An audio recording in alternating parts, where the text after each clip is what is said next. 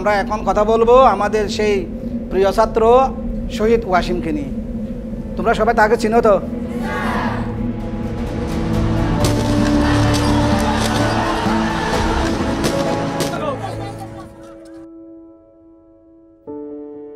আমি হলো ভালো একটা শিক্ষক হব।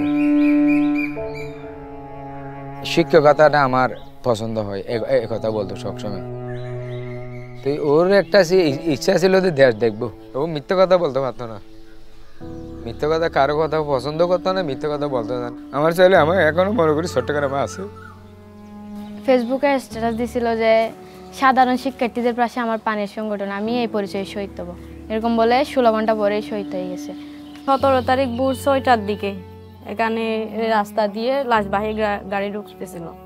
ভাইয়া যে শেষবারের মতো লাশবাহী গাড়িতে করে ভাইয়ার নিরন্তর দেহটা যে আসতেছে, এটা বাবাকে দেখাচ্ছিলাম তখন। তো বাবা কিছুক্ষণ পরে অজ্ঞান হয়ে গেছে ওখানে।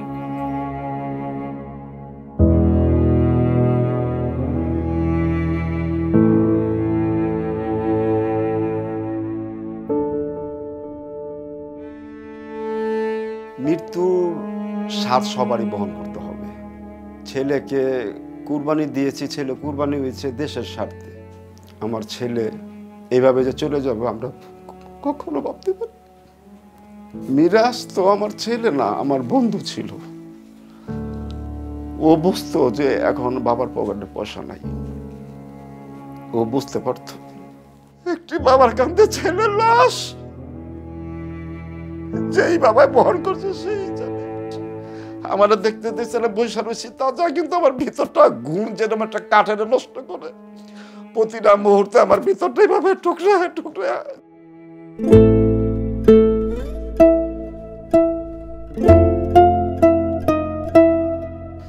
যেখানে দেখতে পাচ্ছেন সাদা তীরটা, এইটাই আমার মিরাজ। আর যাতে কোনো বাবার সন্তান না হারিত হয়।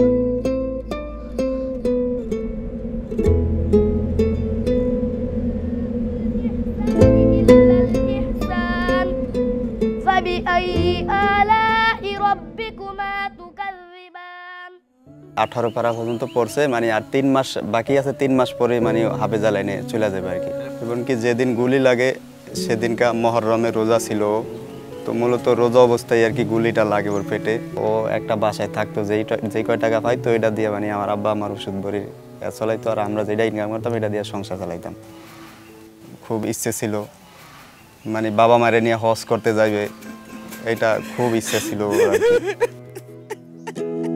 কতটা তুমি হারালে বন্ধু, কেঁদেছে অন্তর, জানো না তুমি হারাবার ব্যথা, জানে পলাশির প্রান্ত।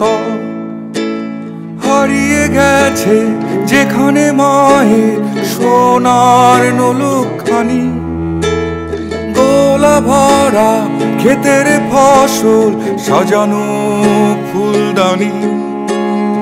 এ হারানোর বেদনা তুমি রেখো অন্তরে, দেখবে তোমার দুঃখ লুকাবে পলাশির প্রান্তরে।